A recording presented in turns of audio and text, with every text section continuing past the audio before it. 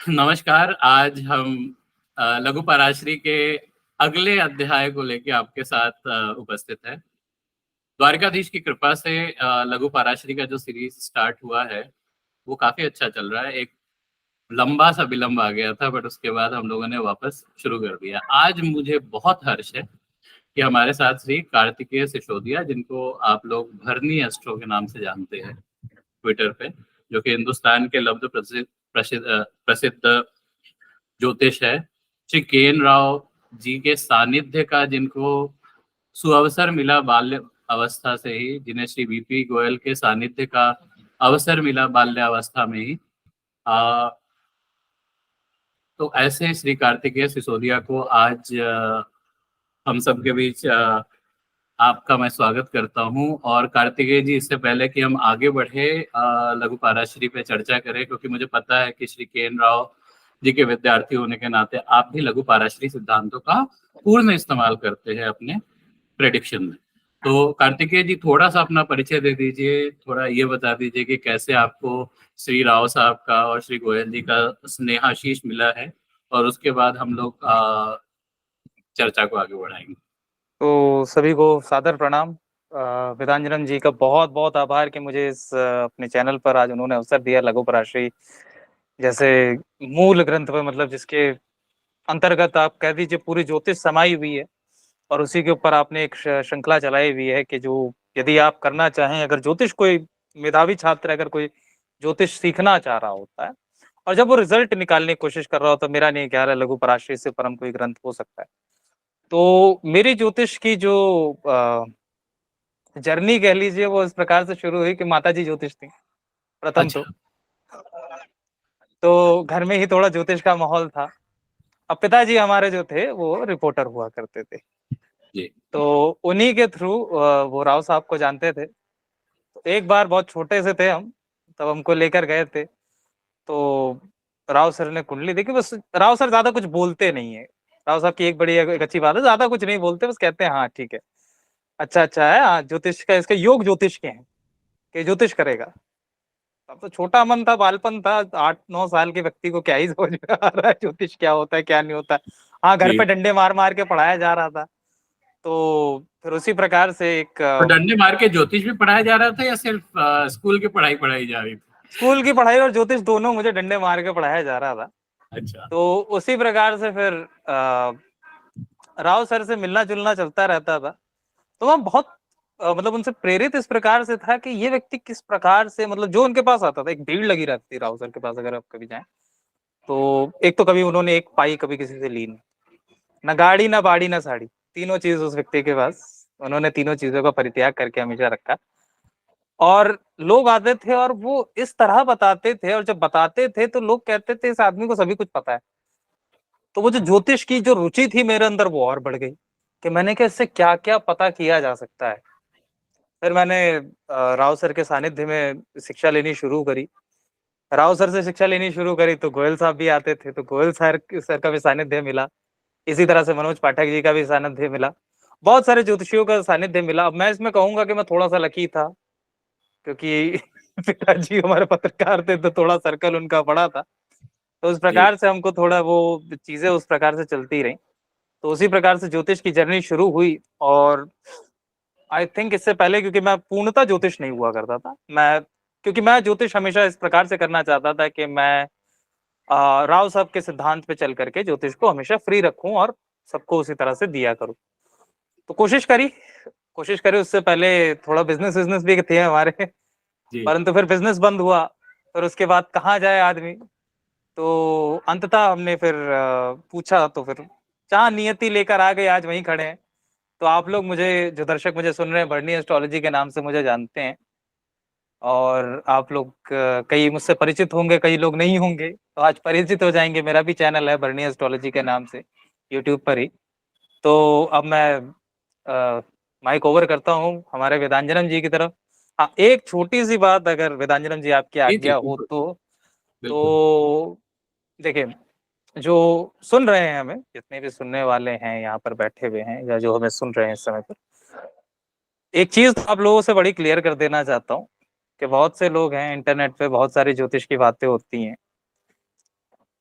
परंतु वेदांजनम जी जैसी ज्योतिष करते हैं जो कि मूल सिद्धांत और गणित आधारित, और जो ज्योतिष है उसके आधार पर जो ज्योतिष आप कर रहे हैं और जो ज्योतिष की जोत आपने आज तक जलाई हुई है इंटरनेट के ऊपर, इस अंधकार में भी, जो कि राहु का काल कहता हूं मैं तो इसे, कि आजकल तो राहु का ही समय चल रहा है और राहु ही हर किसी को कंट्रोल कर रहा है। तो उस समय में भी आप जो एक जो ट्रू एसेंस ऑफ एस्ट्रोलॉजी को लगा करके आगे बढ़े हुए, उसके लिए आपके लिए मैं बहुत बहुत आभार आपका व्यक्त करता हूँ। मतलब बहुत ज्यादा ही आपकी तरफ मैं अब आपसे बहुत ज्यादा प्रेरित भी होता हूँ, कई बार आपको पढ़ते भी हैं। तो वेदांजनम जी अब आप शुरू करिए। बहुत धन्यवाद कार्तिकेय जी। जैसा आपको पता है, इसमें मेरे कोई भी क्रेडिट नहीं है, पूरा द्वारिकाधीश की कृपा है। तो उनकी कृपा से ही सीखा हूँ और उनकी कृपा से जितना आगे हो सकेगा उसको बढ़ाने की कोशिश करता हूँ। तो इस पे कार्तिकेय जी, हम लोगों ने बात की है फोन पे, तो कई बार बात की है, लेकिन उन कुछ बातों को रिपीट कर लेते हैं दर्शकों के इंटरेस्ट में। लघु पाराशरी, छोटा सा ग्रंथ, अगर मूल रूप से देखें तो 40 ही श्लोक है, 42 में 2 तो मंगलाचरण और उसमें निकल मंगलाचरण गए। और हाँ, सरस्वती और वंदना में 40 निकल जाते हैं। श्लोक में आप समझ लीजिए कि उन्होंने पूरी तरह से ज्योतिष की व्याख्या कर दी, गागर में सागर भरने का काम कर दिया।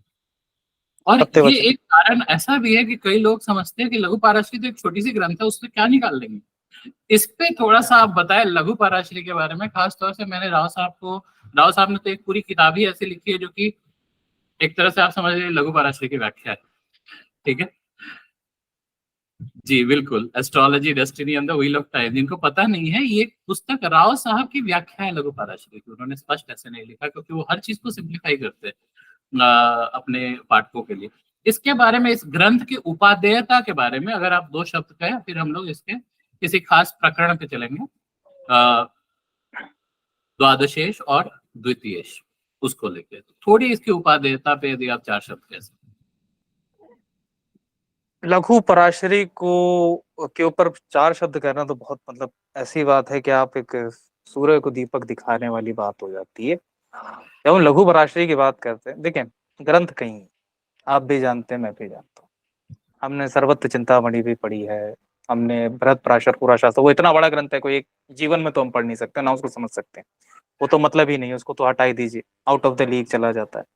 फल दीपिका है, जातक पारिजात है, फिर आपका चाहे वो यवन बृहद यवन जातकम हो, जो भी आप अभी आपके सजेशन पे मैंने पढ़ी थी, या फिर कोई और मूल ग्रंथ हो, चाहे वो प्रश्न शास्त्र हो, बहुत सारे ग्रंथ आ जाते हैं। बट पर बात आती है जब फलित की। ज्योतिष का अर्थ क्या है? हमें फलित करना है।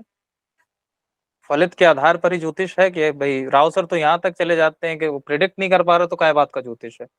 बिल्कुल अपने बारे में तो तुम्हें खुद ही पता है ना, बिल्कुल अपनी पर्सनालिटी टेस्ट लेने तो नहीं जा रहे हो उसके पास, अगले के पास। बिल्कुल बिल्कुल बिल्कुल। सत्य बात है।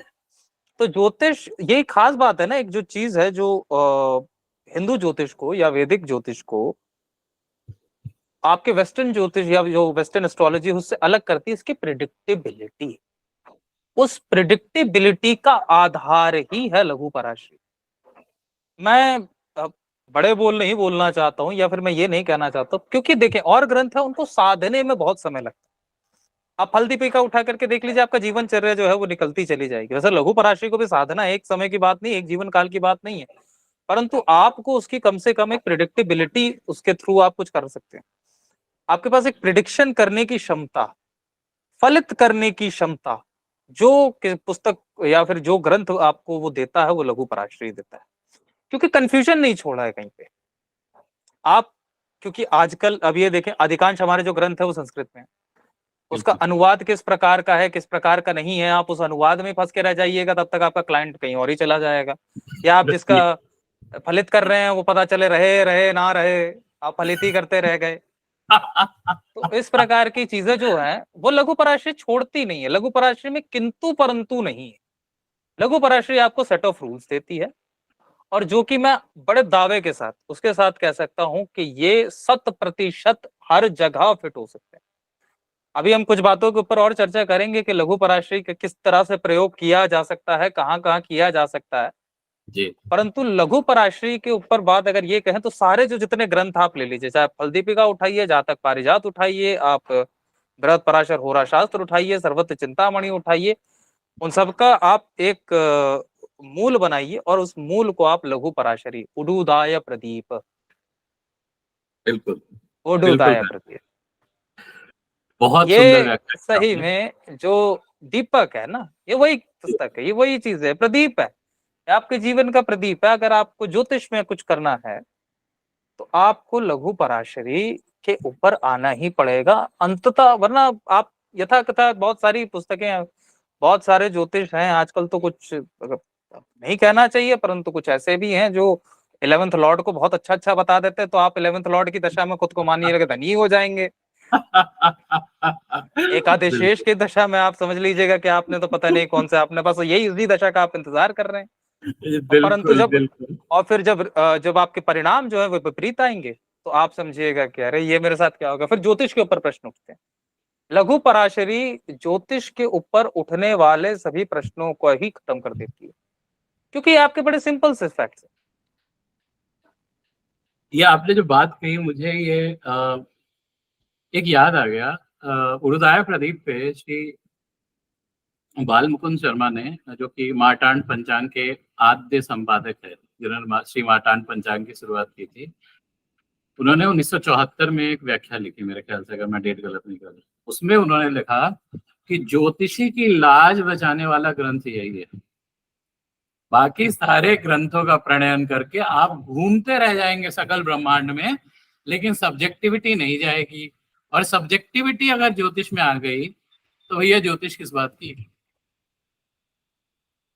आपको ऑब्जेक्टिविटी चाहिए ना, बात तो वही है, और लघु पराशरी वही आपको देती है।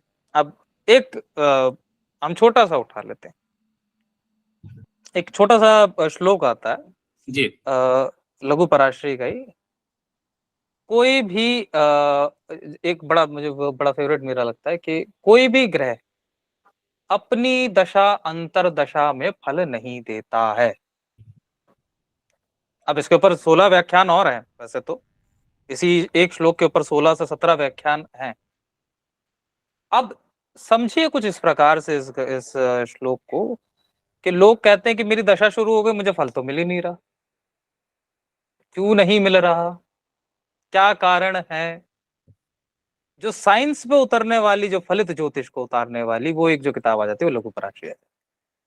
ऐसे तो कई श्लोक हैं जिनका वर्णन करता चला जाऊं तो लोगों के भी जो लघु पराशरी से भी जिनका भी अभी उनको सामना सामना नहीं हुआ है।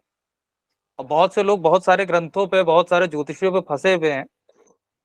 और एक बड़ी बेसिक सी बात है जो लघु पराशरी बड़ी क्लियर कर देती है, और जो आज तक हमारी, मैं कहता हूँ ज्योतिष फ्रेटर्निटी नहीं समझ पा रही है, समझा नहीं पा रही है, जो भावी मेधावी छात्र आते हैं वो नहीं समझ पा रहे, वो है functional nature of the planets.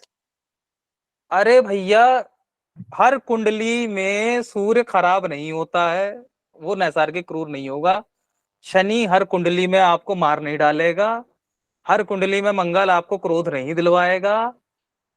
बहुत ज्यादा जरूरी है इस नेचर को समझना, जिसको कंप्लीटली नेग्लेक्ट किया जाता है, और फिर उसके ऊपर बातें होती हैं, क्योंकि नैसर्गिक स्वभाव के ऊपर आप फलित नहीं कर सकते, आप चाहे जितनी कोशिश कर लीजिए। और जो फलित करते हैं, जिन ग्रंथों में चर्चा हुई है, कहीं ना कहीं उन ग्रंथों में जिन दशा सिस्टम की चर्चा है, वो दशा सिस्टम हमारे पास नहीं है। अगर आप बृहद जातक उठाते हैं तो द्वितीय अध्याय में जब रिट्रोग्रेशन की बात होती है तो कहते हैं जो रिट्रोग्रेड प्लैनेट्स है उनकी दशा का समय 3 गुना होगा सामान्य प्लैनेट के हिसाब से। तो ये कौन सी दशा है, हमें तो पता ही नहीं है। आज जितनी दशाएं हम जानते हैं, श्री वाराही मिहिर किस दशा की बात कर रहे थे वो हमें जानकारी नहीं है। ये बात भी एक समझना आवश्यक है कि एक ऐसी चीज मिल गई है कि विंशोत्तरी दशा का पूरा मैकेनिक्स लघु पराशरी है, जीवन का हर पक्ष समझ जाइए। बाकी जो मैकेनिक्स लिखे हैं कई ग्रंथों में, ये समझना आवश्यक है कि कई बार उन दशाओं के मैकेनिक्स शायद हमारे पास नहीं है। बिल्कुल सत्य वचन। अब नैसर्गिक शास्त्र। इसी प्रकार से एक बात और बोलूं, हाँ, जब राव सर ने जैमिनी के ऊपर काम करना शुरू किया, जी उससे पहले आप उठा करके देख लीजिए जैमिनी का क्या कचरा मचा हुआ था, बिल्कुल। क्योंकि उसके मैकेनिक्स किसी ने नहीं समझाए थे, किस तरह से हम्म, उसके रूल्स एंड रेगुलेशंस होते हैं। सब बिल्कुल उसका कुछ भी जो मन में आ रहा था वो बना रहा था, उसके ऊपर काम करे जा रहे थे, हुए जा रहा था और रिजल्ट नहीं आ रहे।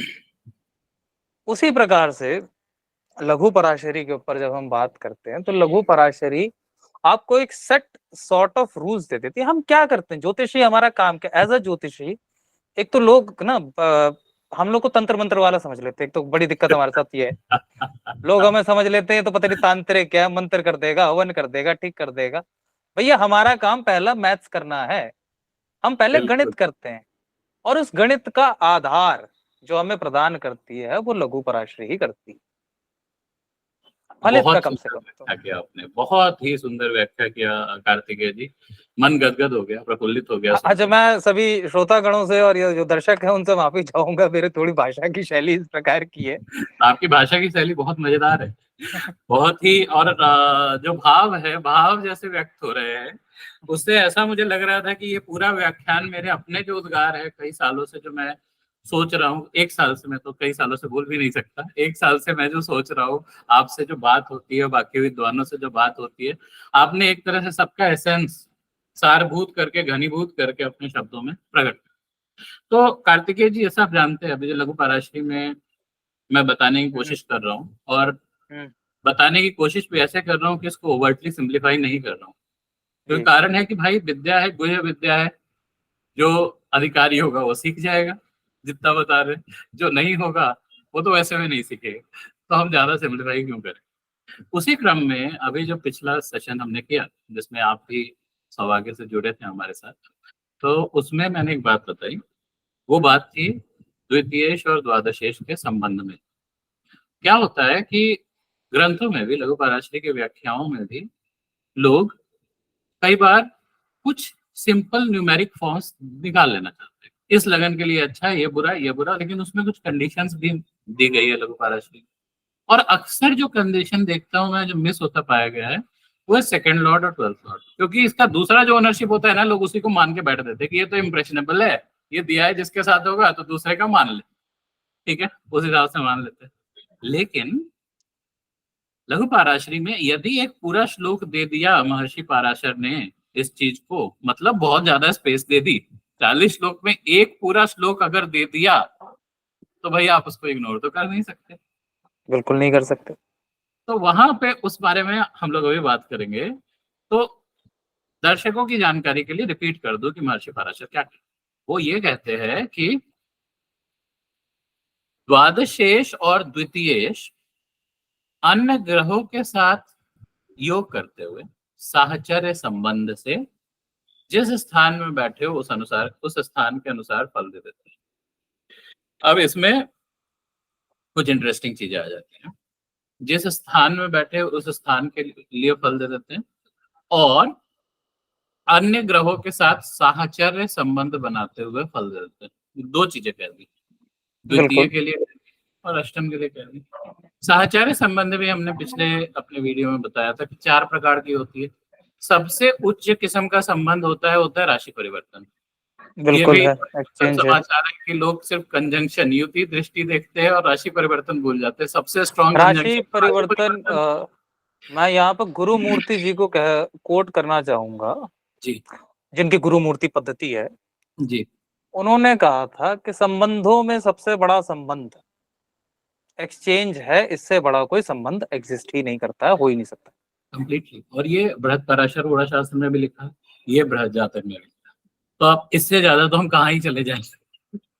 तो यहाँ पे तो ये बात मैं फिर से रिपीट कर रहा हूँ कि 4 संबंध बताए। पहला संबंध एक दूसरे की राशि में हो, राशि परिवर्तन जिसको कहते हैं। लोग आजकल नक्षत्र परिवर्तन पे बहुत करते हैं, वो एक सूक्ष्म संबंध है जिसकी चर्चा कुछ खास मायनों के लिए करती है। श्री बीपी गोयल जी ने इस पे बहुत काम किया। कभी हम कार्तिकेय जी के साथ और बैठेंगे ऐसे ही, किस दिन सभा लगेगी तो हम लोग नक्षत्र परिवर्तन की बात करेंगे। लेकिन आप ये समझ लें कि नक्षत्र परिवर्तन अभी आप साइड में रखें, राशि परिवर्तन सबसे इंपॉर्टेंट है। दूसरा है, एक दूसरे को पूर्ण दृष्टि से यदि देखते हो तो मध्य संबंध, तो सम सप्तक संबंध हो जाएगा।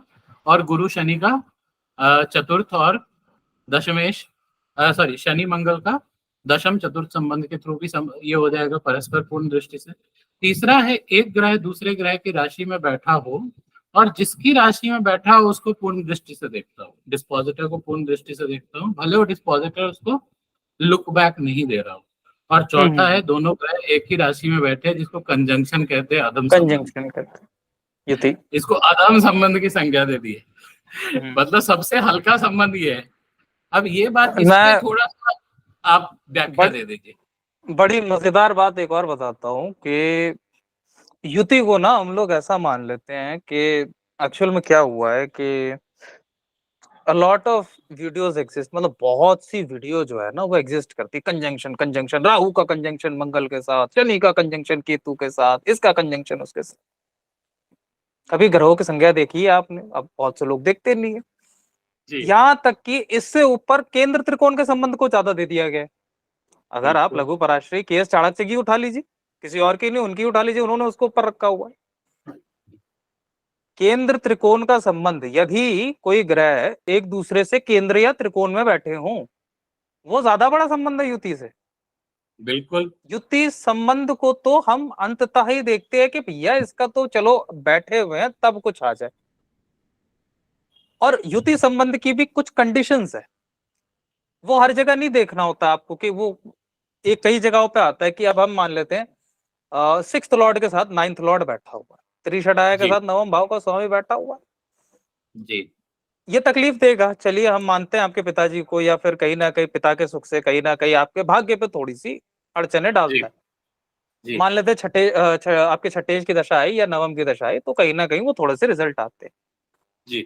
पर कंडीशन सिर्फ ये है कि जब तक उसकी अंतरदशा नहीं आएगी तब तक कोई फल नहीं मिलेगा। बिल्कुल बड़ा सिंपल सा है, बड़ा सिंपल सा लॉजिक है। बिल्कुल। लेकिन यदि वो 6-8 के संबंध में कहीं बैठा हुआ है, आपका छठे का स्वामी और अष्टम का स्वामी, छठे का स्वामी और आपका नवम का स्वामी, मैंने पिछली बार एक शब्द लिखा था आपके उसमें, आपकी लाइव फील्ड में, कि नाच नचा देता है। क्या बिल्कुल नाच तांडव नचाएगा? बजा। यही संबंध जो है, क्या नाच नचा देगा, आप देखते रह जाएंगे, कहेंगे जीवन में हो क्या रहा है। क्योंकि देखिए दशाएं तीन चीजों पर हमारी जो है काम करती है। सबसे पहला होता है स्वधर्म। जी हर कुंडली में हर ग्रह का कोई स्वधर्म होता है, यह फलित बिल्कुल। का पहला नियम है। जी दूसरा होता है संबंध, और तीसरी होती है दशा। इन तीन चीजों के ऊपर यह आपकी पूरी फलित टिकी हुई है। इसके प्रारूपते में तो कुछ और है नहीं। बहुत एक इंटरेस्टिंग बात। अब ये वीडियो थोड़ा लंबा होगा बट होने दीजिए, क्योंकि कुछ ऐसी चीजें निकल रही है जो पता नहीं कभी डिस्कस होगी नहीं होगी। हम्म, आज कर लेते हैं। केंद्र कोण संबंध की बात की, नाड़ी एस्ट्रोलॉजी में बहुत यूज होता है। हम्म, कहीं ना कहीं उत्तर भारत में खासतौर से एस्ट्रोलॉजी में ये देखना लोगों ने कम कर दिया, केंद्र और कोण। ठीक है, लेकिन चर्चा तो मिलती है केंद्र कोण संबंध की। कुछ दिन बिल्कुल पहले मैं मार्क बोनी साहब का एक आर्टिकल पढ़ रहा था। बहुत मजेदार आर्टिकल्स लिखते रहते हो, अपने शोध पत्र लिखते रहते हैं, जिसमें उन्होंने सिद्ध किया कई जगह कि केंद्र और कोण संबंध बहुत मजबूत संबंध है, कई सारे एग्जाम्पल्स के साथ। तो यहाँ पे क्योंकि आप आज मिले हुए हैं, थोड़ी सी व्याख्या कर दीजिए कि संबंध और दृष्टि में क्या फर्क होता है। लोग ये फर्क भी करने में लोगों को तकलीफ होती है। अब मेरा ब्लैक बोर्ड पता नहीं आप लोगों को दिख रहा हो नहीं दिख रहा हो, लगाइए सर, कोशिश करते हैं। तो एक कुंडली में बना के देखते हैं यहाँ पे हम।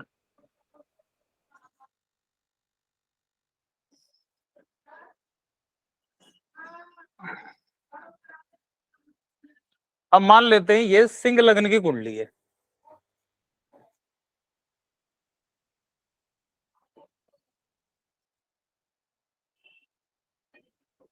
दिख रही है कुंडली आप लोगों को? यहाँ पे आपको दिख रही है रंजन जी? सिंह लग्न की कुंडली है। यहां मान लेते हैं सूर्य बैठा है, मूल त्रिकोण राशि। और हम मान लेते हैं जो गुरु है वो यहाँ बैठा हुआ है। अब इस व्यक्ति की दशा लगी गुरु में सूर्य की, क्या रिजल्ट दीजिएगा? मेधावी छात्रों से पूछ रहा हूं मैं जो ज्योतिष के हैं। गुरु और सूर्य की दशा लगी है। हम शनि को रख लेते हैं, तो हम कह देते हैं शनि चलिए यहाँ बैठा हुआ है, वक्री होगा क्योंकि डिग्री में इस प्रकार से है। फिर बुध हम मान लेते हैं यहाँ बैठा हुआ है, शुक्र हम मान लेते हैं यहाँ बैठा हुआ है, चंद्रमा हम कह देते हैं चलिए मेष का है, तो मून यहाँ पर आ गया, मार्स हम कह देते हैं कि भाई यहाँ पर है। राहु केतु को हम संज्ञा दे देते हैं केंद्र त्रिकोण की। ये बड़ा इंटरेस्टिंग होगा, इसके ऊपर भी अभी एक थोड़ी सी बात करना, क्योंकि आपने पिछले वीडियो में एक बात करी थी राहु के ऊपर, केंद्र और त्रिकोण के ऊपर, हम उसके ऊपर भी थोड़ी बात करेंगे। अब यहाँ पर गुरु और सूर्य का कोई योग तो बन नहीं रहा, दृष्टि तो दे नहीं रहा कहीं भी। भाई गुरु सीधा सीधा यहाँ से देखेगा, वो इसको देखेगा, इसको देखेगा या इसको देखेगा, कोई सूर्य से लेना देना नहीं है। सूर्य का नक्षत्र भी वृश्चिक में नहीं पड़ता है कोई, तो नक्षत्र का भी आप हटा दीजिए। और यहां से ये मंगल को देखेगा बस, या फिर ये मंगल उसको देखेगा। अब बहुत से लोग यहाँ पे गलती ये करेंगे, वो कह देंगे इस दशा में आपका कुछ नहीं होगा। और मैं आपको ये कह रहा हूं कि ये गलती 99% लोग करेंगे इस संबंध को समझने में। भाई साहब आपने सारे संबंध समझे, लेकिन महर्षि पराशर साफ साफ कहते हैं, आगे चल के जब दशा अध्याय आता है तो साफ साफ कहते हैं किन किन प्रकार के संबंधों की वो बात कर रहे होते हैं। फिर से हम इसी कुंडली को ले लेते हैं जी। कार्तिकेय जी, कुंडली थोड़ी बड़ी बनाइए, थोड़ा सा देखने में तकलीफ हो रही है। चलिए मैं थोड़ी बड़ी बना देता हूँ, एकदम आपका बड़ी कर मैंने फुल देता हूँ। स्क्रीन कर दिया है, तो आप बड़ी बनाएंगे तो वो दिख जाएगा, ऐसा मुझे उम्मीद है। चलिए मैं थोड़ी बिल्कुल ही बड़ी कर देता हूँ कुंडली।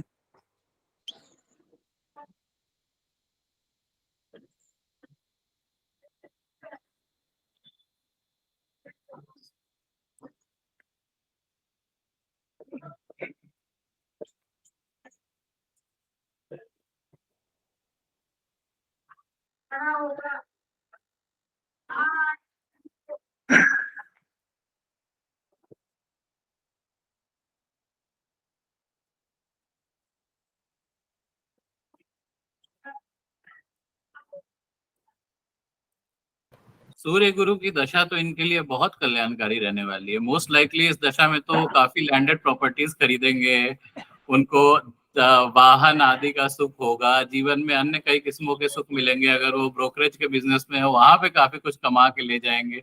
ये दशा तो बहुत अच्छी रहेगी शुक्र गुरु सूर्य और गुरु की। पर वही मैंने कहा कि 99% लोग इस संबंध को पहचानने में गलती करते, नहीं कर पाएंगे। मैं बताता हूँ, क्योंकि वो सिर्फ दृष्टि संबंध क्योंकि देख वो रहे सिर्फ हैं। दृष्टि संबंध देख रहे हैं।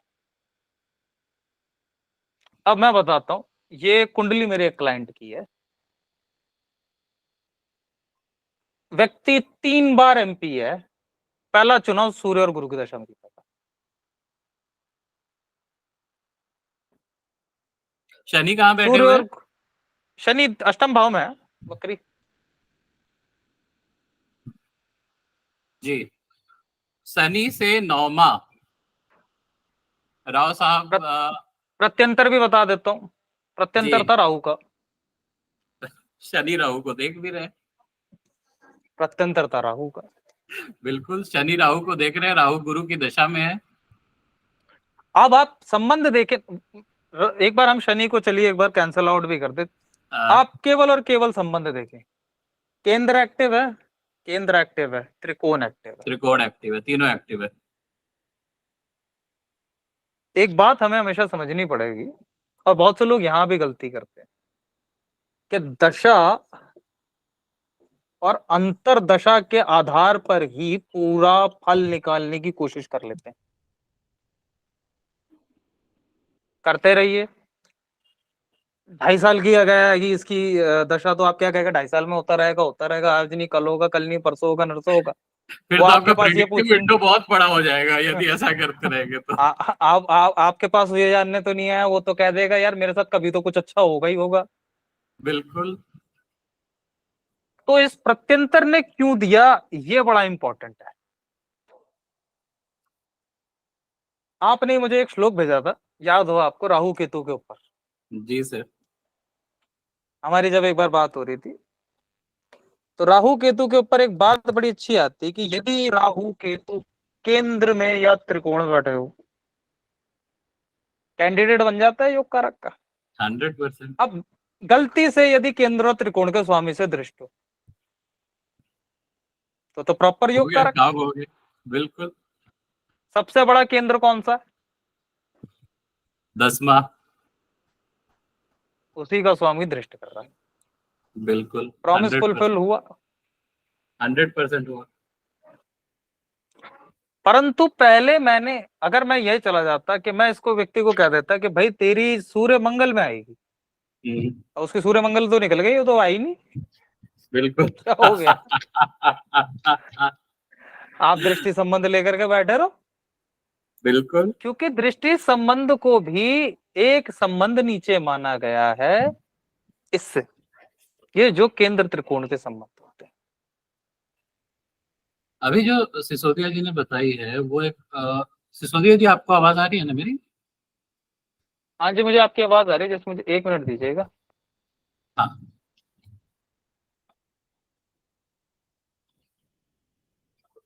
एक क्षण दीजिए मुझे बस। जी जी।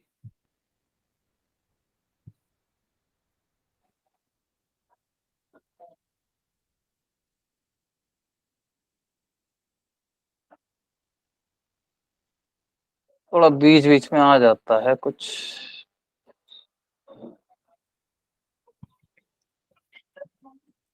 तो अभी जो सिसोदिया जी ने बताया है वो, जब भी आप दशा क्रम का अध्ययन करते हैं तो उसके लिए बहुत ज्यादा इंपॉर्टेंट है।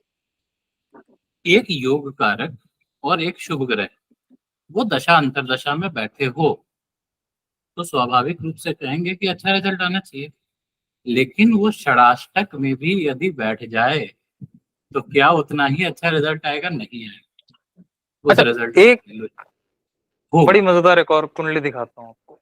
जी सर। आज कुछ कुंडली अगर पे कर लाया था। बिल्कुल सर।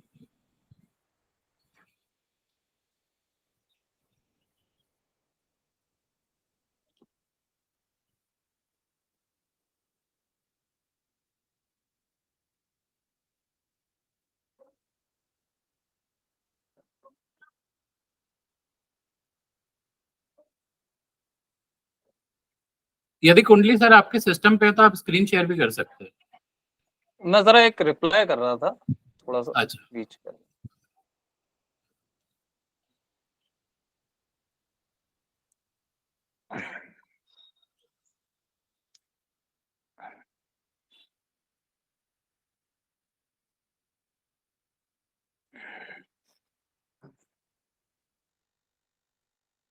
कर्क लग्न की कुंडली थी। 5, 6, 7, 8, 9, 10, 11, 12, तो 3। अब बड़ी मजेदार बात देखिएगा। चंद्रमा लग्न में था, शनि यहाँ था, राहु यहाँ, केतु यहाँ नहीं, केतु यहाँ नहीं, राहु केतु यहाँ नहीं थे। एक मिनट दीजिए।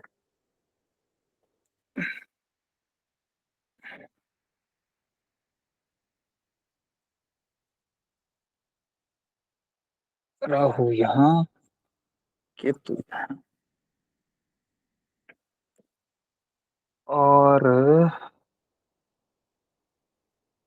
मंगल, सूर्य, अंत में बुध यहाँ पे। बुध वक्री और शुक्र जो था वो यहाँ था। अब व्यक्ति की दशा लगी शनि चंद्र की। रिजल्ट बता सकता है कोई मुझे यहाँ पे क्या आएगा? दर्शकों के लिए भी प्रश्न है, कमेंट करके बताइएगा अगर आपको वेदांजनम जी से पहले पता लगे तो। तो क्योंकि ये YouTube लाइव अभी तक वो इसमें नहीं कर सकते तो एनकोडर से करना पड़ता है, टेक्नोलॉजी समझी नहीं तो अभी ये कोई दर्शक जुड़े नहीं है। अच्छा, तो यहाँ पे शनि आपके सप्तम और अष्टम भाव के स्वामी हो गए, और किन ग्रहों के साथ है सर? मंगल सूर्य के साथ बैठे हुए। मंगल और सूर्य के साथ स्वगृही होके अष्टम भाव को बहुत ज्यादा बली बना दिया, और योग कारक मंगल के साथ बैठे हुए हैं, और साथ में सूर्य के साथ बैठे हुए हैं। द्वितीय भाव के स्वामी सूर्य के साथ बैठे हैं। सूर्य मंगल से ज्यादा नजदीक है या शनि से ज्यादा नजदीक है यहाँ पे? आप ये मान लीजिए लगभग 1 डिग्री के आसपास ही है, 2 डिग्री अच्छा, का एक फर्क। ग्रह युद्ध भी हो रहा है? मजेदार कुंडली है। ग्रह युद्ध भी कर रहे हैं क्या आप वहां पे? हाँ, गृह युद्ध भी हो रहा है। शनि ग्रह युद्ध में परास्त है या जीत गया? शनि ग्रह परास्त है, वहां पे पूर्णता परास्त है, बेचारा पूर्णता वो वहां पे मार खा के बैठा हुआ है। शनि पूर्णतः परास्त है, और शनि, बुध जो है उससे चंद्र जो है वो तो षष्ठ बैठा हुआ है। हम्म। चंद्र षष्ठ बैठा हुआ है, षडाष्टक योग भी बन रहा है। तो साहब इसका तो, इस दशा की पूरी कमान तो चंद्र ले लेगा। 1 मिनट दीजिएगा बस मुझे। ये तो दशा बहुत अच्छी होगी साहब।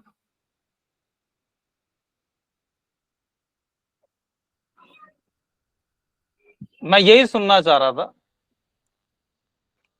ये दशा तो कि बहुत अच्छी होगी। कोई, क्योंकि षडाष्टक में भी कुछ एक्सेप्शंस हैं। बिल्कुल है। ये यहाँ पे तो दशा बहुत अच्छी थी। ये दशा बहुत अच्छी इस थी। दशा में व्यक्ति विशेष को सरकारी नौकरी मिली।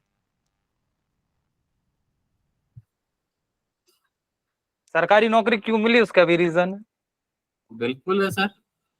मंगल देख लीजिए, और फिर उसके बाद वीनस, शुक्र कहाँ है? शुक्र भी वही है। ऊपर से अश्विनी नक्षत्र में था। ठीक अब है कुछ सर। नक्षत्रों के लिए एक्सेप्शंस हैं, जैसे अश्विनी नक्षत्र में अगर दशम भाव में शुक्र बैठो तो बहुत बड़ा राजयोग खुद में ही है वो। वैसे ही राजीव है सर। और दो तीन बातें बड़ी मजेदार हो गई ना। कोट साहब ने लिखी है, कर्नल गौर ने जो बुक लिखी है प्रोफेशन पे, उसमें वो क्या कहते हैं, सरकारी नौकरी के लिए 5वें 10वें और 11वें का संबंध देखो। ठीक है, 5वां और 10वां तो एक ही हो गया, 11वां 10वें में बैठा है। ठीक है। अब और इस हम्म, हाँ जी, बोलिए बोलिए बोलिए सर प्लीज। मैं इस कुंडली को लाने का मेरा एक और बड़ा एक इंटरेस्टिंग रीजन था। जी। क्योंकि हम आपकी पिछली वीडियो में आपने कौन से भावों की बात करी थी। द्वितीय और द्वादश योग कारक के साथ बैठा हुआ है सूर्य। और अब सूर्य हम सरकारी एक सरकारी बार जॉब हम का लघु कारक है। पराशरी के अभी एक हम उस क्या कहते हैं वो याद करें हम क्या कहते हैं लघु पराशरी का एक और श्लोक, जहां पे यदि योग कारक के साथ कोई ग्रह बैठा हो और महादशा नाथ यदि कोई योग बना करके बैठा हो तो अनरिलेटेड स्वामी भी रिजल्ट देगा। बिल्कुल देगा। और दे दिया। दे दिया। तो लघु पराशरी कितने परसेंट सत्य हुई? 100%। 100%। और इस दशा का निर्णय करने में अधिकांश गलतियां करेगी। बहुत आपने लोगों बहुत ने गलतियां मजेदार करी। कुंडली कुंडली ला के रखी है आप। अगर इस बात का निर्णय ना किया जाए तो अधिकांशतः तो यहाँ गलतियां होंगी। ये व्यक्ति विशेष जब मेरे पास आए थे, इन्होंने कहा कि मैं अपने बारे में कुछ नहीं बताऊंगा।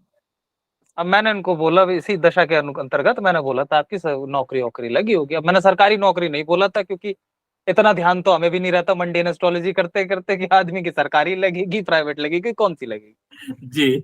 मैंने कहा लेकिन इस समय में आपकी दशा में बहुत बढ़िया नौकरी लगे। अब वो थे थोड़े बहुत ज्योतिष के क्या। हाँ। अब वो उन्होंने कहा कि मेरा तो कहते हैं शनि और चंद्रमा की दशा, आप इसमें कैसे कह सकते हैं मेरे साथ कुछ अच्छा हुआ हो।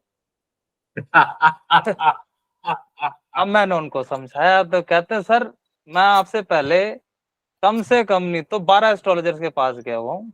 मैंने सबसे इसी दशा के बारे में पूछा है और और सबने सबने गलत। मुझे कहा है, सबने कहा है, आपकी माता जी की तबीयत खराब हो गई होगी, आपकी तबीयत खराब हो गई होगी, जने क्या क्या हो गया होगा।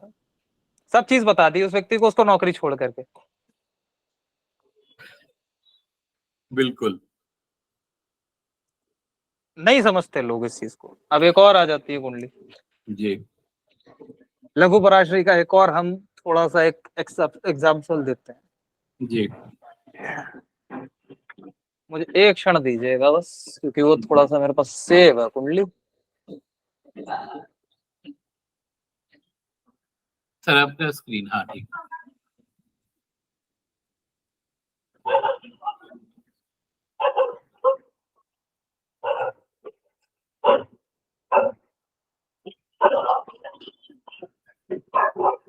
बस मुझे ये बताइए कि ज्यादा शोर तो नहीं आ रहा है कहीं? नॉइज नहीं नहीं कैंसलेशन सर, ठीक ठाक? नॉइज एकदम ठीक है, कोई कैंसलेशन बस ठीक तकलीफ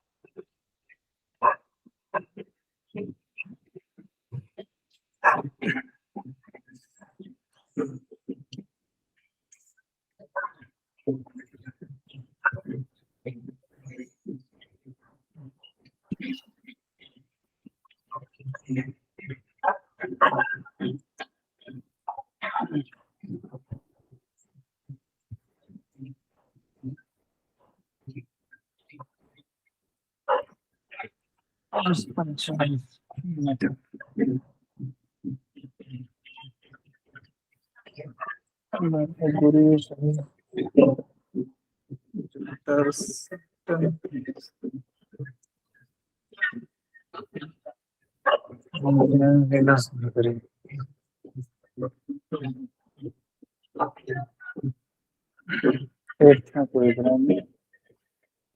काम कर रहा है। ठीक है, ठीक है। इस व्यक्ति की राहु की दशा का कोई, अब आप राहु के साथ क्या बैठे हुए हैं हुजूर? मंगल। राहु के साथ मंगल नीच के होके बैठे हैं, बहुत बढ़िया सर। घुमा लीजिए वापस। हाँ थोड़ा बीच बीच में थोड़ा। हाँ।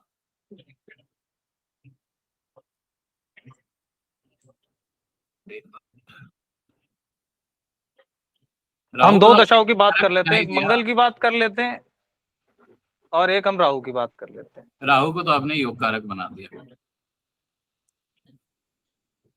तो योग कारक का ही फल देगा और प्रबलता से देगा।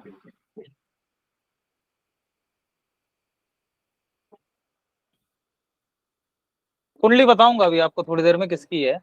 हाँ 19 वर्ष टेनिस पर राज करने वाली सेरेना विलियम्स की। बहुत जबरदस्त राहु, दिया होगा। राहु की दशा में कंप्लीट डोमिनेंस, अटर डोमिनेंस, मतलब ही नहीं कोई आसपास दिखता है। एक सेकंड सर, यहाँ एक और मजेदार चीज आ रही है। 6, 2, 7, तीसरे 10वें भाव का स्वामी कहाँ है? शनि 10वें भाव का स्वामी 6ठे भाव में भी गया, स्पोर्ट्स के खेल। तो राहु और मंगल दोनों, यहाँ तक कि मैं ये कह सकता हूँ इनको कि इनकी मंगल की जो दशा होगी ना, वो थोड़ी सी सबड्यूड रहेगी। राहु की दशा बहुत अच्छी रहेगी। मंगल की की दशा में बात, करियर स्टार्ट किया, लॉन्च हाँ, हो गई। राहु की दशा में तो ऐसा कर दिया कि सामने कोई सीधा था ही। ऊपर ऊपर उत्तर उत्तर चलती गई, उत्तर अब उत्तर इसमें चलती गई। अंतरदशा कोई भी आती रही। राहु इतना पावरफुल हो गया है यहाँ पे कि उसने फिर तो सारा काम अकेले कर दिया ना।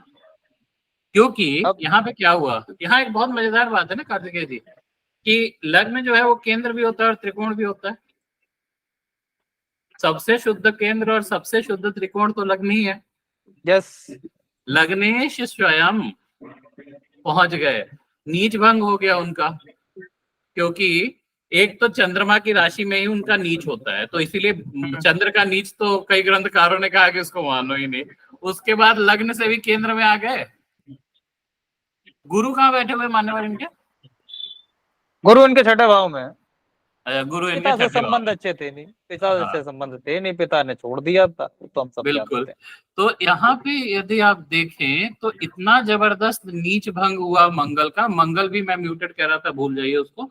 इतना जबरदस्त नीच भंग हुआ मंगल में, और इतने स्ट्रांग मंगल के साथ राहु आके योग कारक बन गया। पूरा का पूरा राहु उनका चकाचक हो गया। थोड़ी सी इंफॉर्मेशन और देता तो ये मंगल जा करके नवांश में मकर में बैठा हुआ है। क्या बात है, क्या बात है, और भी कमाल हो गया।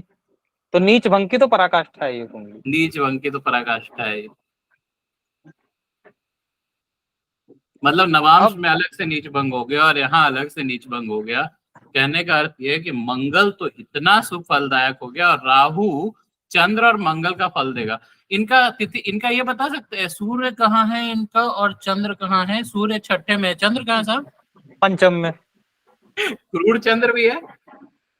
क्रूर चंद्र को केंद्राधिपति भी नहीं लगा, तो राहु चंद्र का भी फल देगा, बहुत ही शुभ फल। चतुर्थ का स्वामी पंचम में, लक्ष्मी नारायण योग।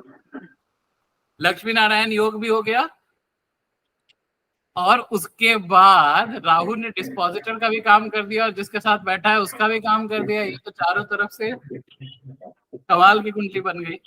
अब एक और मजेदार कुंडली दिखाते हैं, आप उस कुंडली से बहुत ज्यादा वाकिफ हैं, पर बहुत से ज्योतिष उस कुंडली के ऊपर फलित करने में until unless it is not Rao sir और गोयल सर गलतियां कर जाते हैं। आपने नहीं करी थी, दर्शक नहीं जानते होंगे, और दर्शकों को बताना भी नहीं है किसकी कुंडली है। बिल्कुल सर।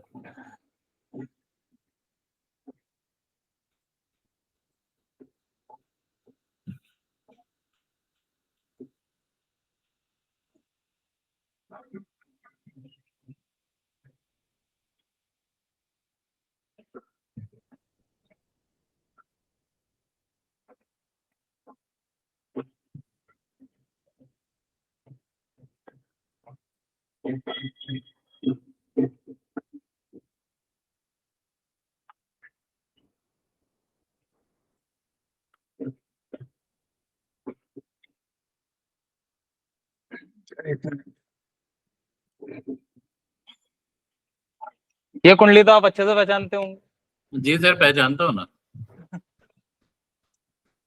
अब एक दशा थी, फिर वही दशा।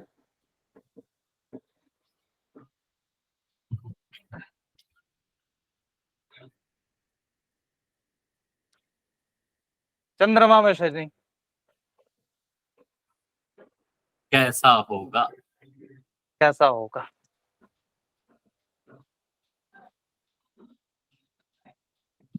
चंद्रमा में शनि कैसा होगा? पहले तो चंद्रमा कैसा है ये जानना होगा, फिर शनि कैसा है ये जानना होगा, फिर हम बता सकेंगे कि चंद्रमा में शनि कैसा होगा। शनि जो है वो आपको पता ही है, ग्रह युद्ध में परास्त है।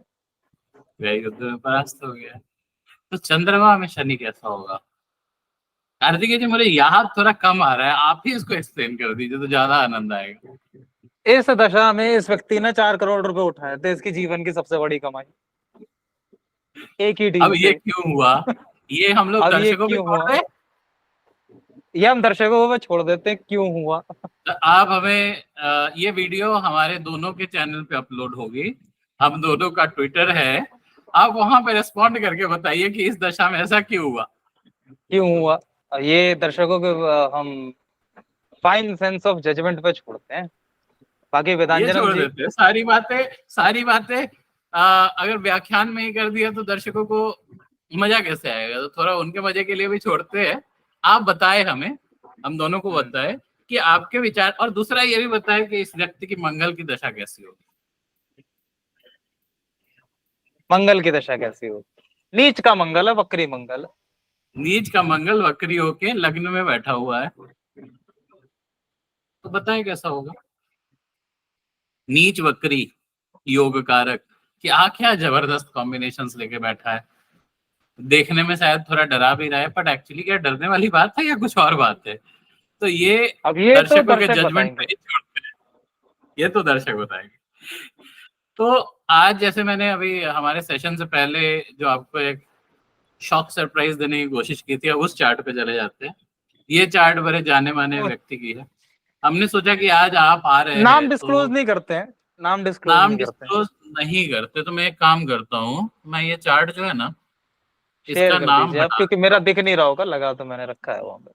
मैं नाम इनका हटा देता हूँ और इसका एक नया चार्ट फिर से बना लेता हूँ सेम टाइम पे विदाउट नेम।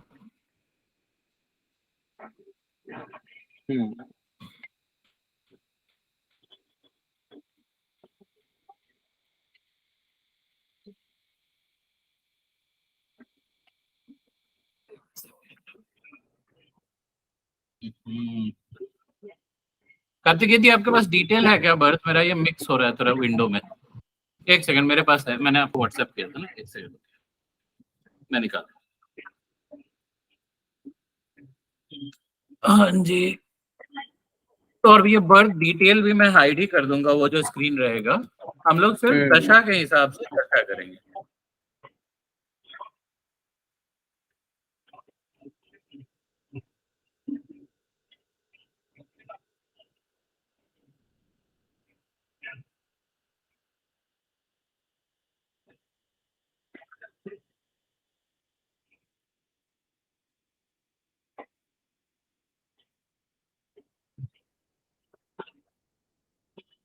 सो कार्तिकेय जी, मैं अभी स्क्रीन शेयर करता हूँ आपसे।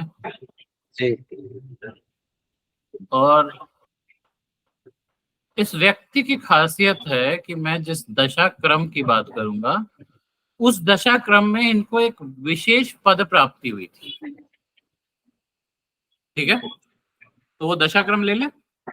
दशाक्रम ले सबसे लेते हैं। पहला सबसे पहला काम करते हैं इस कुंडली पे, चंद्र चंद्र की अवस्था। मैंने कई लोगों को यह कुंडली दिखाई कार्तिकेय जी, वो सीधा बोल देते हैं कि चंद्र तो इस आदमी के लिए खराब होगा, केंद्राधिपति लग गया। इस पे आप क्या कहना चाहते हैं? बेसिक रूल थोड़ा सा जो है ना, केंद्राधिपति दोष का लोग भूल जाते हैं। इसको समझना इस प्रकार से है कि केंद्राधिपति दोष युक्त, पहले तो आप डिग्री याद कर लीजिए, केंद्राधिपति दोष की डिग्री किस किस को कितनी दी गई है। सबसे कम चंद्रमा को लगती है। एक बात ध्यान रखिएगा, ये श्रोताओं के लिए और दर्शकों के लिए बड़ी इंपॉर्टेंट चीज। चंद्रमा को सबसे कम केंद्राधिपति दोष लगता है। दूसरी चीज और आ जाती है, केंद्राधिपति दोष तब प्रबल होता है यदि वह ग्रह केवल और केवल केंद्र में। सबसे इंपॉर्टेंट चीज।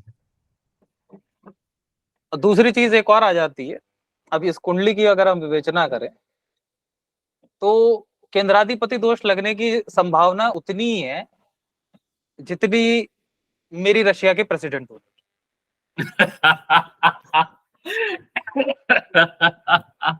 और ये हम हाँ लोग बात। अभी बात भी कर रहे थे कि सूर्य और चंद्र के बीच डिस्टेंस तो देखिए 62 डिग्री है। मैं हंस के वही कह यही रहा था बोला ना। था मुझे। हाँ। अब एक चीज और बता दें, जो अगर चंद्रमा की स्थिति थोड़ी और देखी जाए ना, तो एक बड़ा सिंपल सा सूत्र भी दे देता हूं लोगों को। भाई उसको केंद्राधिपति दोष तो तब लगेगा ना, वो गलत तो तब करेगा जब उसकी हालात ठीक हो जाए बेचारे के। मारक के मैं साथ अगर बिठा दिया आपने। अब आयुर्दया में इस व्यक्ति की उम्र बहुत लंबी है, आयुर्दया तो देखने की जरूरत ही नहीं है। भरत हाँ। पराशर होरा शास्त्र का तीसरा अध्याय खोल करके एक छोटा सा श्लोक लगाऊंगा, ये व्यक्ति 100 साल से ऊपर से पहले तो कहीं नहीं जाता। हाँ जी। कहते हैं ना, महर्षि पराशर ही कहते हैं, तुला लग्न की कुंडली हो और सूर्य यदि 12वें में हो तो शतायु हाँ, होती है। बिल्कुल और आयुर्दया भी बहुत अच्छा है व्यक्ति विशेष का। बिल्कुल। अब इस कुंडली में केंद्राधिपति दोष ना लगने के बहुत सारे रीजन है। मैं बेसिक रीजन जो दर्शक देख रहे हैं उनको एक चीज ये समझनी होगी कि केंद्राधिपति दोष, पहले तो सबसे पहले यदि आप किसको देख रहे हैं, यदि चंद्र है उसको सबसे कम लगता है। पहली चीज तो ये हो गई। दूसरी चीज ये है कि दोष का नाश भी होता है। अब वो दोष का नाश दिया तो है महर्षि पराशर ने, पर मैं चाहता हूं कि दर्शक थोड़ी सी मेहनत करें, या फिर मैं बता दूं। पंडित जी आप बताइए। वही जो हम लोगों ने बात की थी बता तो दी हमने, फलते फलते जिन्होंने समझ लिया, वरना पूछ लेंगे बाद में। एक चीज बताते थोड़ा सा ना, एक मैं थोड़ी सी एनालॉजी दे देता हूँ। ये जो बदमाश होते हैं ना, उनको थोड़ी चीजें कम लगती हैं। आप तो आप समझने बोल वाला रहे समझिए। चंद्रमा थोड़ा सा बदमाश है यहाँ पे, थोड़ा सा बदमाश है। थोड़ा और सूर्य के बदमाश तेवर किस चढ़ गए। किसी और के तेवर इसने चढ़ा दिए हैं। हाँ। तो चंद्रमा ना जब सूर्य से थोड़ा दूर रहते हैं तो थोड़े से सलज रहते हैं, थोड़े सजल भी रहते हैं। सूर्य के नजदीक आ जाते हैं थोड़े बदमाश भी हो जाते हैं। हम्म। अब बाकी दर्शकों को इस पे विवेचन करने दीजिए। अब क्योंकि आप और मैं दोनों जो, अगर हम जो लेते हैं, मैं एक नंबर लिख देता हूँ। आप शायद से 72, तो I am not wrong. 72 plus minus. 72 और मैं रखता हूँ 40। अब ये दोनों की थोड़ी पद्धति में फर्क है। जी अब ये पद्धति क्या है, ये दर्शकों के ऊपर छोड़ देते हैं। जी 72 डिग्री और 48 डिग्री, क्या कह रहे हैं बिल्कुल। हम, क्या नहीं कहना चाह रहे हैं। अध्याय 2 में इस पे थोड़ा सा विवेचन दिया हुआ है, तो अगर हम्म। जिन दर्शकों को थोड़ी सी शंका होगी और वो शंका का निवारण पहले खुद करना चाहते हैं, वो अध्याय 2 देख सकते हैं लघु पराश्री सीरीज का ही, उसमें थोड़ा सा निवारण है। बट मूल कथन ये आ जाता है कि भैया आपके चंद्र का जो है ना केंद्राधिपति दोष नहीं लगेगा, यहाँ पे कट गया। अब चंद्र का केंद्राधिपति दोष नहीं लगा, लेकिन कार्तिकेय जी ये तो एक तो कड़ेला ऊपर से नीम चढ़ा, मारक के साथ बैठा है भाई।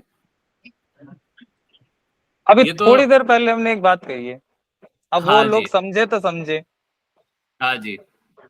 मैंने एक श्लोक कोट किया था बृहद पराशर होरा शास्त्र से ही। अब उसकी चीज ये मत भूल जाइए। अब यहीं पे दिक्कत क्या होती है ना, अब दर्शकों के लिए मैं एक सवाल छोड़ता हूं कि ये एक ब्लैंक कुंडली है।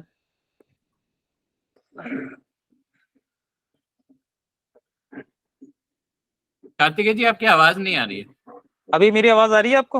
हाँ जी अब आ रही है। ब्लैंक कुंडली है, यहाँ तक सुना था हमने। मैंने कहा ये एक ब्लैंक कुंडली है। जी इसमें से दर्शक मुझे केवल और केवल ये बताएं, इनमें से केंद्र भाव कौन कौन से?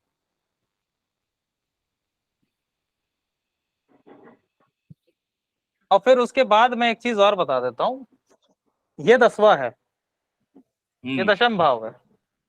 ये होता हम्म है आपका कर्म। बिल्कुल।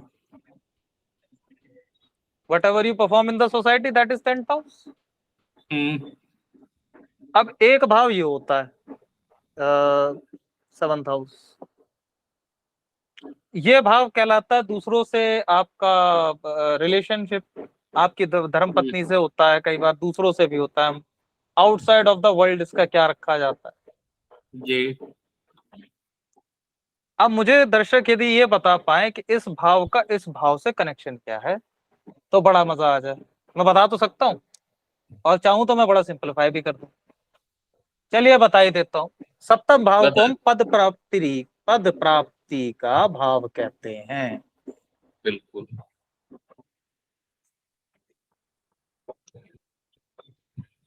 7th तो यहाँ भाव पे को हम कर्म पद कर्म भाव प्राप्ति का जी सर, तो और यह जब कर्म भावेश महादशानाथ हो गए और पद प्राप्ति अंतरदशानाथ हो गए, जहाँ पे मैंने कर्सर रोका है।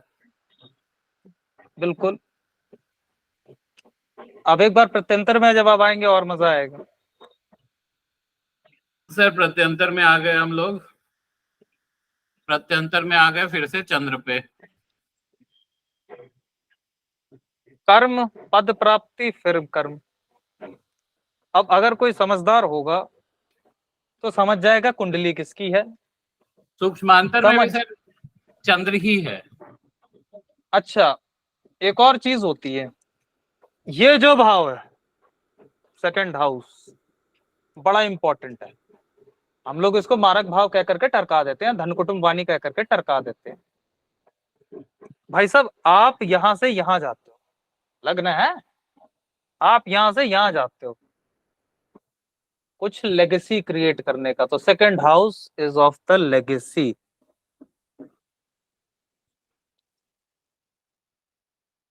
और यहाँ ये बात जो आपने बीच में कही ना कि मारक भाव कह के टड़का देते, बड़ा जरूरी है। इस पे मैं जरा 2 शब्द कहना चाहता हूँ।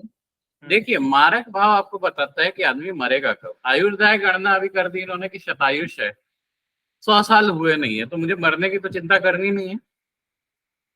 दूसरा, मारक कौन होगा इसका भी आयुर्दाय के हिसाब से निर्धारण होता है कि किस अवस्था में व्यक्ति के मरने की स्थिति है। तीसरा, लोग मारक से समझते हैं कि रोग आदि चीजें आएंगी। पहले ये देख लीजिए कि ये ग्रह रोग देगा या नहीं देगा, और देगा तो किस अवस्था में देगा, जिसके लिए आपको नक्षत्रों में भी जाना पड़ेगा और कुछ भावों के हिसाब से आप जान सकते हैं। उसके अलावा इसको नॉर्मल एनालाइज करना होता है कि सप्तम भाव का भावेश यदि क्रूर ग्रह हो तो अपनी क्रूरता तज देता है, और यदि वो द्वितीय भाव का स्वामी है तो जिसके साथ बैठे उसका फल देगा। अगर चंद्र क्रूर होके 10वें भाव का स्वामी हुआ तो चंद्र 10वें भाव का स्वामी होने के नाते शुभ हो गया। तो मंगल द्वादश द्वितीय भाव का स्वामी होके द्वितीय भाव में दशमेश जो कि शुभता प्राप्त कर रहा है उसके साथ बैठ के शुभ हो गया, तो मंगल बहुत शुभ हो गए।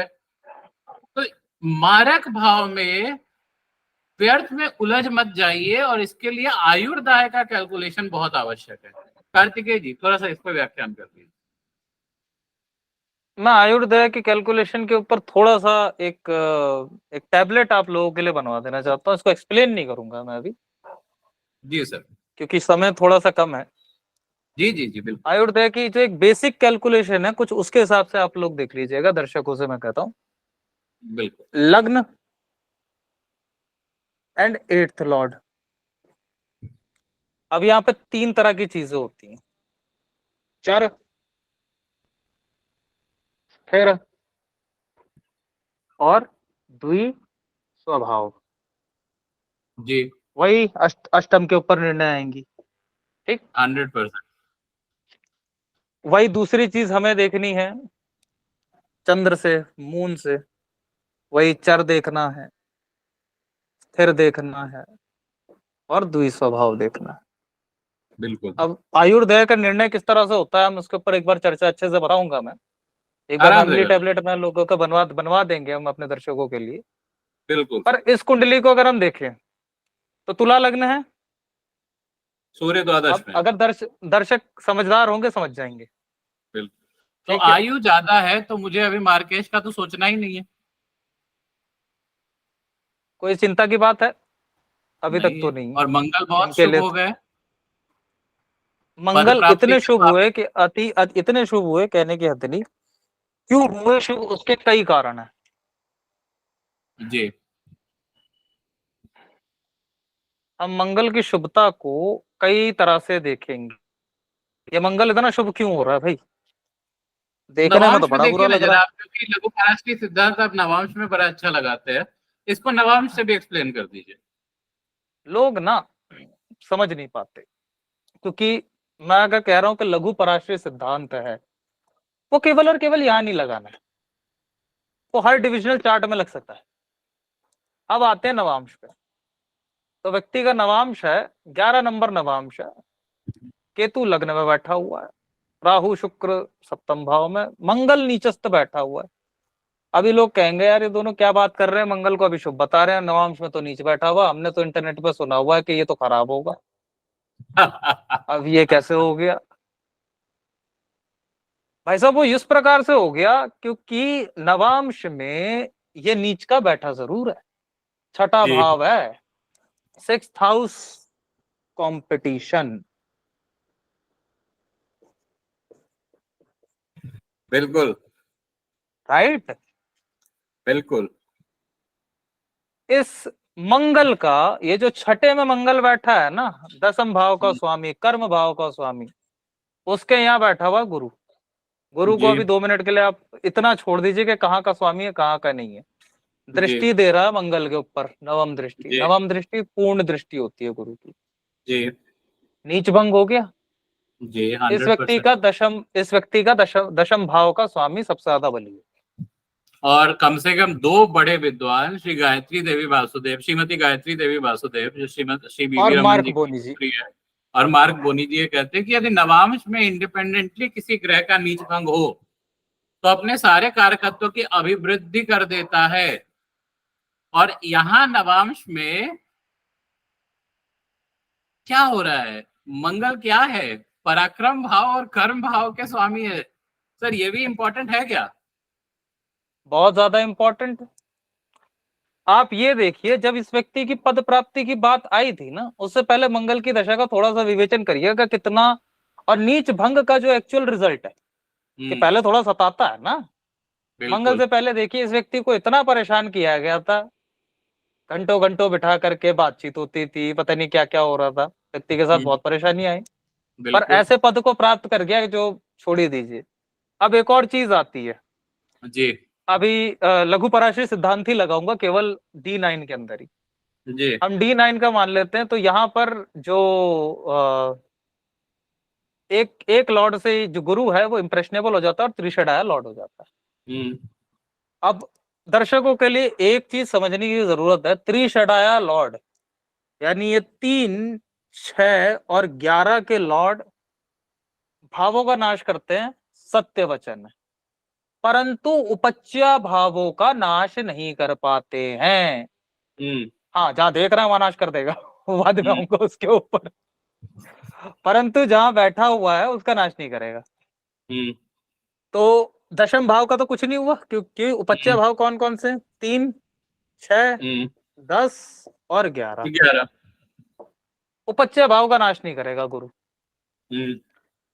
परंतु मैरिज का सुख गया, व्यक्ति को नहीं मिला। बिल्कुल। Fourth house is the house of the marriage, the convenience of the comforts of the marriage, they didn't get बिल्कुल। इट। सेकंड हाउस कोई प्रॉपर्टी वेल्थ ऐसी तो बनाई नहीं जीवन में, पर यहाँ पे नीच भंग कर रहा है, और त्रिशटाय के लॉर्ड का ही कर रहा है। तो त्रिशटाय का लॉर्ड अगर बली हुआ तो उसने कंपटीशन में बहुत तगड़े तरीके से करवा दिया काम, जितवा भी दिया व्यक्ति को। अब एक और बात करते हैं, चंद्र की बात आई थी। सर चंद्र भी राशि में नीच है। हाँ, चंद्र राशि राशि राशि लग्न में नीचे। हाँ जी। अब लोग कहेंगे ये क्या हुआ, ये तो क्या अभी हुआ? अच्छा कह रहे थे, ये तो अच्छा अच्छा कह रहे थे, इसको क्या कर दिया इन्होंने? वहां तो अष्टम इसके में भी एक बैठा बार हुआ जरा है। षटबल भी देख लेते हैं जरा, थोड़ी आइडिया लग जाएगा। षटबल में अगर 129 इसके पॉइंट लेके बैठा हुआ है षटबल में। गजब के हैं। अब मैं षटबल एक बार को ना भी देखूं, अब चंद्रमा कहेंगे ये तो अष्टम भाव में बैठा हुआ, तुम किस बेसिस पे इसको अच्छा कह रहे हो यार, ये तो बेचारे का परिवार तबाह कर देगा, धनहानि करवा देगा, तुम कह रहे हो पद प्राप्त करवा दिया।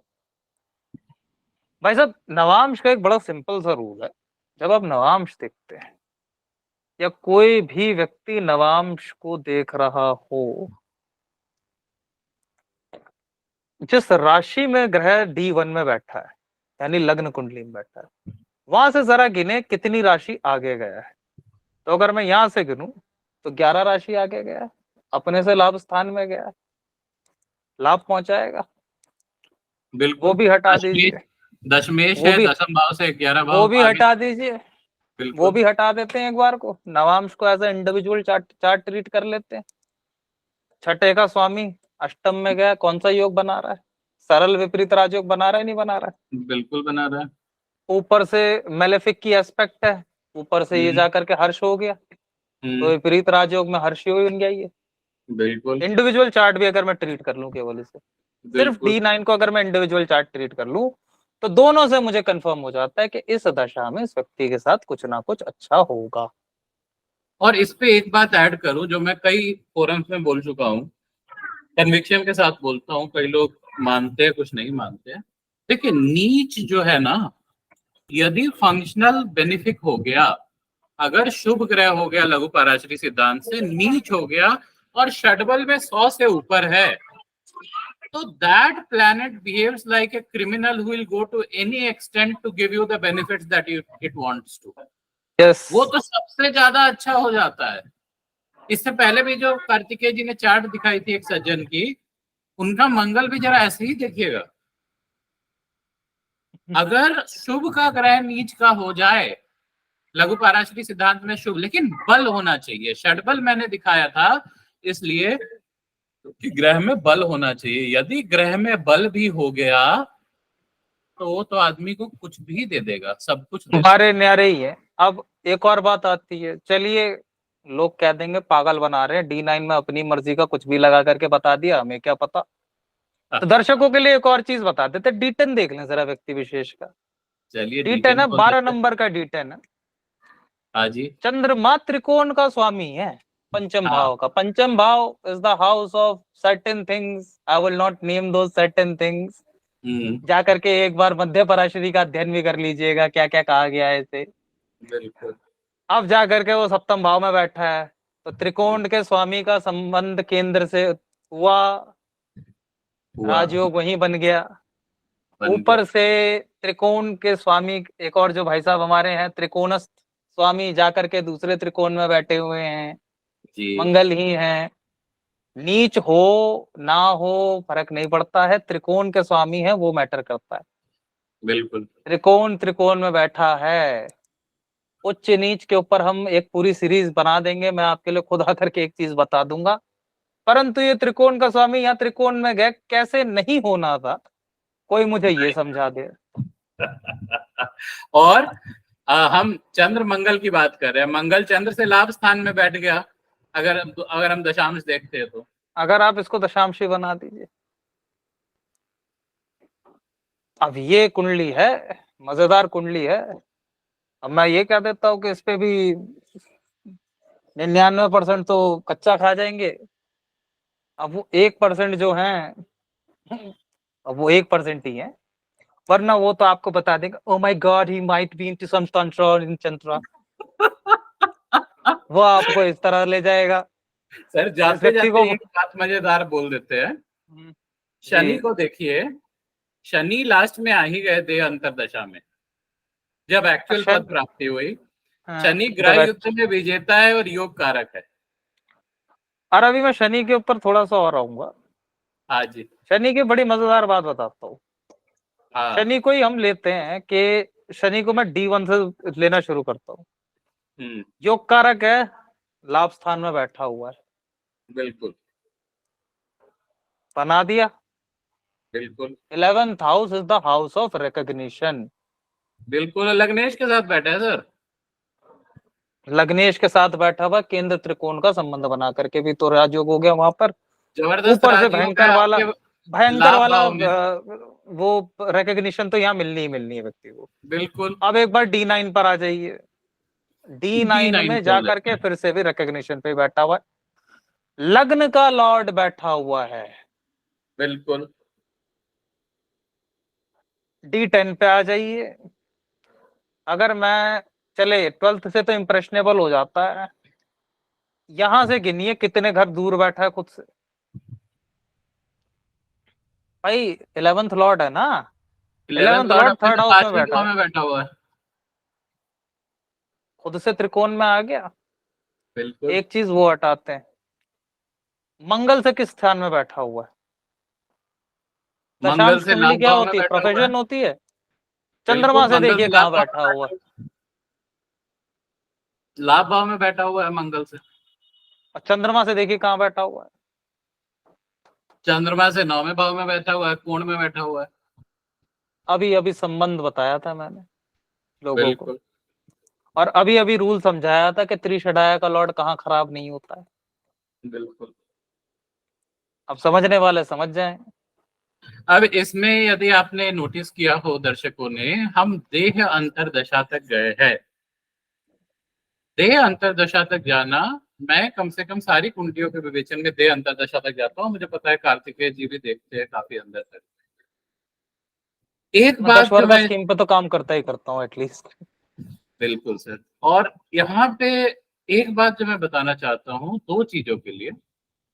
यदि आप अच्छे से बीटीआर करके किसी कुंडली पे बैठे और देह अंतरदशा तक जाए, तो थोड़ा सा बोल्ड स्टेटमेंट होगा, क्षमा करे ज्ञानी जन, तो आपको ट्रांजिट की जीवन में जरूरत नहीं पड़ेगी। ट्रांजिट के बहुत यूसेज है, मेरा अपना ऐसा अनुभव है। दशा सब कुछ बता देता है, और शायद यही कारण है कि लघु पाराशरी में महर्षि पाराशर ने सिर्फ दशा की बात की है, और बृहद पाराशर होरा शास्त्र में जहां तक गोचर के संबंध में बात है, चर्चा उन्होंने भाई अष्टक वर्ग की है गोचर के लिए। अब अष्टक उन्होंने वर्ग भी चर्चा कमाल की चीज है, उसके ऊपर भी किसी दिन बताएंगे लोगों को। करेंगे। ये बात मैं बस छोड़ देना चाहता था दर्शकों के विचार के लिए। ये दो चीजें, और दूसरा एक और बात बड़ी मजेदार थी उस कुंडली में कार्तिकेय जी। इन सज्जन को अच्छे से बन ठन के रहने का बड़ा शौक है। वो किसका रेमेडी होता है? अच्छे कपड़े पहनना, अच्छा परफ्यूम लगाना, कपड़े रिपीट नहीं करना। और शुक्र इनका कमजोर है, क्योंकि उसका वो 10वें के काफी नजदीक आ गया, स्थान बल की हानि हो गई उसकी। ये, अब आप ये प्रैक्टिकल रेमेडिएशन देखिए, कपड़े रिपीट नहीं होंगे, हमेशा अच्छे कपड़े होंगे, अच्छा परफ्यूम होगा, बने ठने होंगे, will always be in the limelight. ये सारी चीजें वीनस को करती है। और वो जरा कुछ अभी राहु की कुछ दशा आने वाली थी उनकी, तो राहु की दशा में वो फीलाइन क्रिएचर्स लेके आ गए कुछ। अब बहुत ज्यादा हिंट दे दिए आपने, इतने हिंट मत दीजिए। चलिए छोड़िए, रहने दीजिए। पर शुक्र का ही कह देते हैं कि आप देखिए, आपको अगर रेमेडिएशन देखना है प्रैक्टिकल लाइफ में इम्प्लीमेंटेड, तो ऐसा संभव नहीं है कि इन सज्जन के पास कोई अच्छे ज्योतिष ना हो जो कि इनको ये सलाह दे रहे हैं। षडबल बिल्कुल। में शुक्र ही कमजोर है, शुक्र राजयोग कारक है। और यदि जिस समय की बात की उससे समय देखे, उससे पहले देखे तो इतना नहीं था। अच्छा, इन सज्जन की मैं बता देता हूँ, इंटरनेट पर सारी गलत कुंडलियां मौजूद है। आपके पास जो अभी कुंडली हमने दी है, मैंने इस सेशन के पहले लगभग आधा एक घंटा लगा के उनके जीवन के जो काफी महत्वपूर्ण इवेंट्स है उन सबको प्राण अंतरदशा तक जाके उनका रेक्टिफिकेशन करके ये चार्ट निकाला है। तो खास तौर से अगर स्कॉर्पियो लग्न की चार्ट जो लोग बता देते हैं, अब देखिए ये चार्ट जो है ना, इस चार्ट में सिर्फ लघु पाराशरी सिद्धांत से आप निर्णय कर सकते हैं यदि आप ग्रह युद्ध समझते हैं, लघु पाराशरी समझते हैं, यदि आप ये समझते हैं कि योग भंग और योग कारण, जहां योग नहीं बन रहा है योग कैसे बनते हैं और जहां बन रहा है भंग कैसे होते हैं, तो आप इसको समझ पाएंगे। अगर इसको सामान्य दृष्टि से जैसे टिपिकली देखते हैं नैसर्गिक गुणों से, तो आप इस कुंडली को एनालाइज ही नहीं कर सकते। आप आधी ज्यादा कुंडलियां एनालाइज नहीं कर सकते, मैं तो ये कहता हूँ। जब तक आपके पास कोई मेष लग्न की और कुंडली ना ये आ जाए, आप कर ही नहीं पाओगे। सर और एक बात बता देता हूँ दर्शकों के लिए कि 63 से 80 तक बुध की दशा थी। उस दशा में अंडरग्राउंड भी हुए, इमरजेंसी में बहुत कष्ट भी हुआ। बुध जो है वो ग्रह युद्ध में शनि से हारा हुआ है। वो एक चीज हटा देते हैं अभी गृह युद्ध की बात, तो क्योंकि दर्शक गृह युद्ध पे तो जाएंगे ही नहीं अभी। बिल्कुल। किसके कारण जाना पड़ा? 9th हाउस अथॉरिटी का होता है। हाँ, बिल्कुल। किस वजह से जाना पड़ा, क्यों आइसोलेट होना पड़ा? और आइसोलेशन आइसोलेट में भी होना व्यक्ति पड़ा। तगड़ा होकर, आइसोलेशन में भी व्यक्ति तगड़ा होकर निकला है। क्यों? हारा जरूर है, लेकिन रस्सी जलती है ना, बल नहीं जाता कई चीजों का। 100%, क्योंकि नवमेश भी तो है। हारा जरूर है, लेकिन और बल नहीं गया नवमेश उसका। और एकादशेश का संबंध भी एक बड़ा मजेदार संबंध होता है, उस पर हम लोग कभी और चर्चा करेंगे। वो बिल्कुल। आदमी को प्रबल बल देता है, और ये इनको जेल डालने की बहुत कोशिश की गई और बार बार बच जाते थे, बार बार बच जाते थे, बार बार बच जाते थे। वो भी इनका ये लुका छिपी का खेल ना लॉ के साथ चलता रहा है। ये एक और हिंट है इनके चार्ट के लिए। बहुत सारे हिंट दिए हुए हैं। अब दर्शक गणों से मैं ये चाहूंगा कि इस कुंडली को एक बार एनालाइज करें, देखें, समझें, पॉज कर करके देखें, समझेंगे आप भी। और एक छोटी सी बात और कहता सर एक बात बस मैं लास्ट बोलना चाहता हूँ, उससे पहले आप बोलेंगे उसके पहले। हूँ। बुध और शुक्र और बुध की दशा में उनके जीवन का सबसे बड़ा कंट्रोवर्सी हुआ। संभव है, पूर्णतः संभव है। जबकि पूरी दुनिया ने उनको एक अलग दृष्टिकोण में दिखाने की कोशिश की, उनको मॉन्स्टर दिखाने की कोशिश की, वो सारा का सारा काम तब हुआ जब शुक्र के अंदर बुध की अंतर्दशा थी। और मैं एक चीज कहता हूँ, वो ये शुक्र और बुध की दशा इस चंद्रमा की वजह से काट गए। अब ये दर्शकों पे छोड़ता हूँ, ये कैसे हुआ।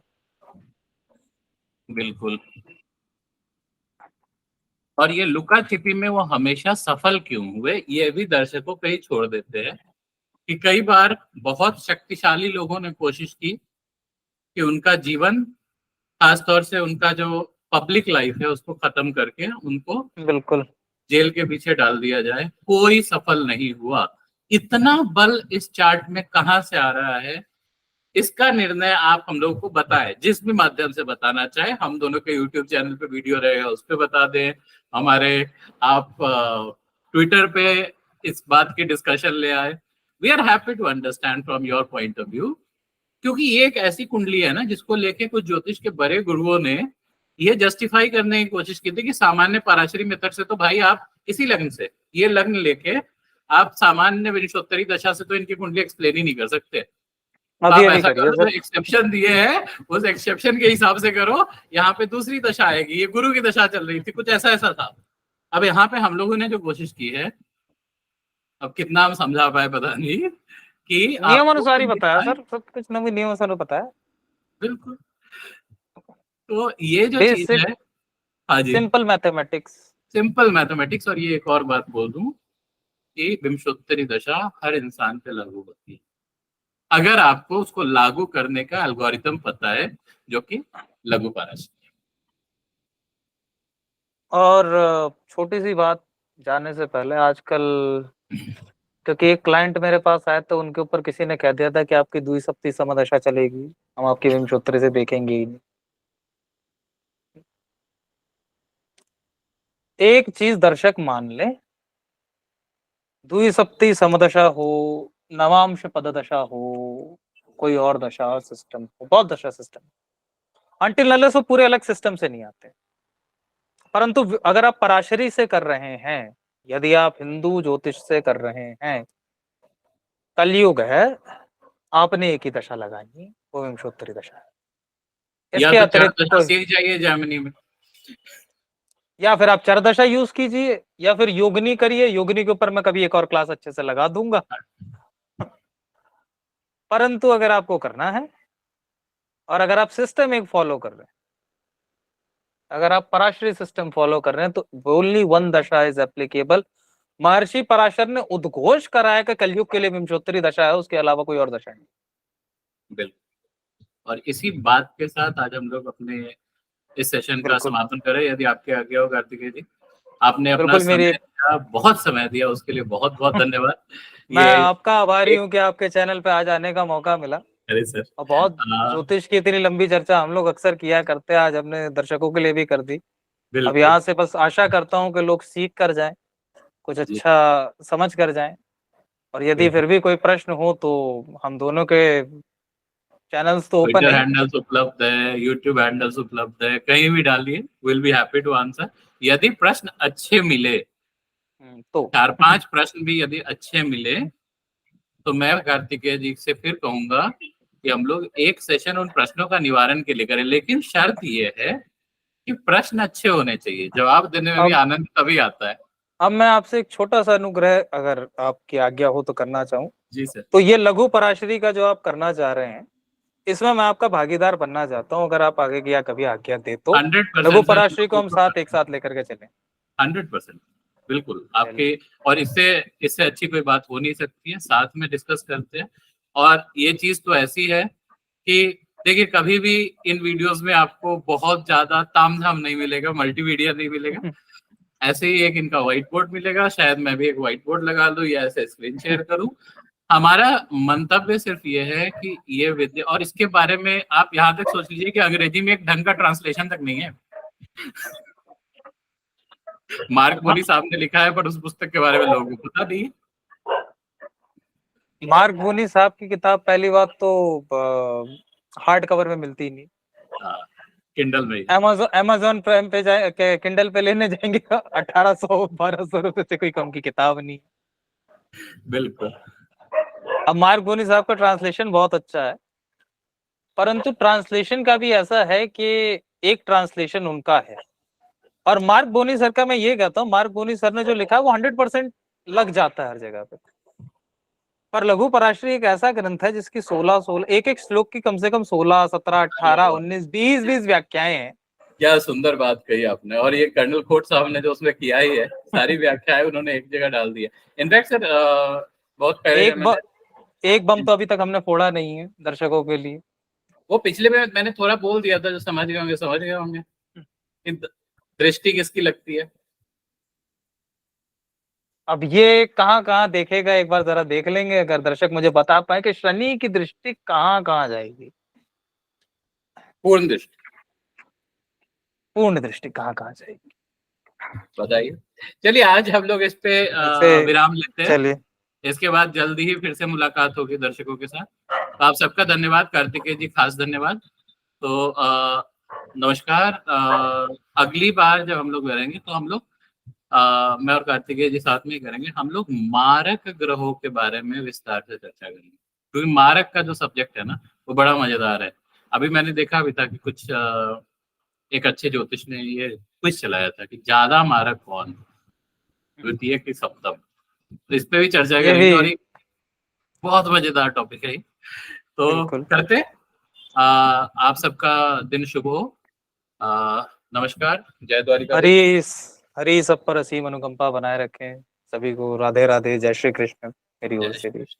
धन्यवाद वेदांजलम जी। इसी के धन्यवाद। साथ